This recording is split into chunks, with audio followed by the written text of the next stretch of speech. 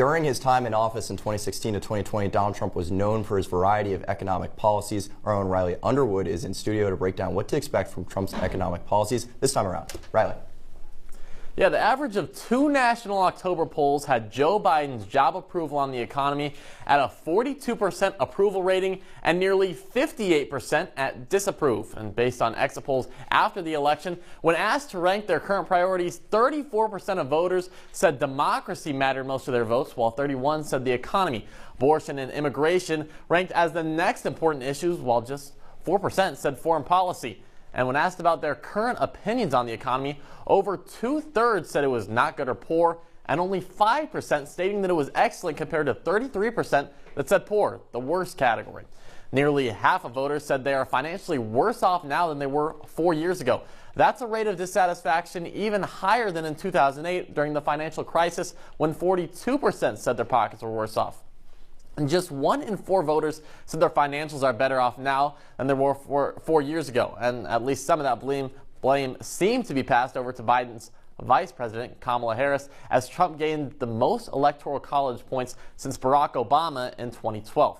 So that's a lot of numbers. What are some things that voters liked about Trump's economic policies? Some parts of the 2017 Job Acts and tax cuts, one of his signature White House achievements, are scheduled to expire at the end of 2025, and he plans to renew that. He's also planning a series of targeted tax breaks, including eliminating federal taxes on tips, Social Security benefits, and overtime pay. He also says he aims to eliminate federal income taxes and payroll taxes.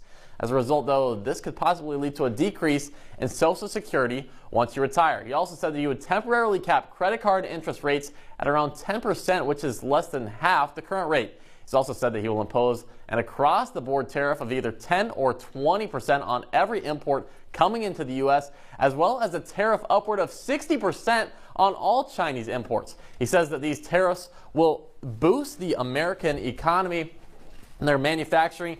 They'll create jobs and bring in billions of dollars to help pay for other policy initiatives like those tax cuts. Other main points on the campaign trail was to lower gas and grocery prices, along with making housing more affordable, which has been a sector that's been skyrocketing in recent years. He said that opening up some federal land to housing and mass deportations will also open up more housing opportunities and lower the cost.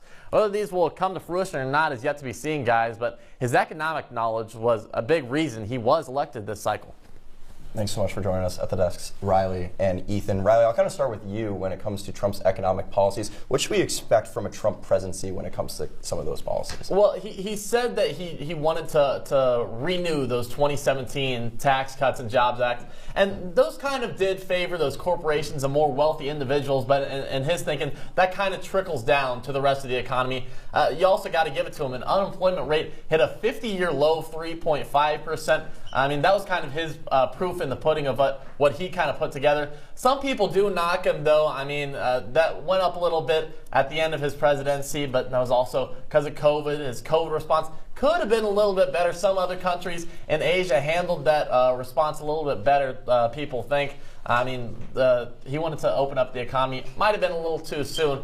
But, I mean, that's kind of what we saw in his first term, really hammering down those economic policies.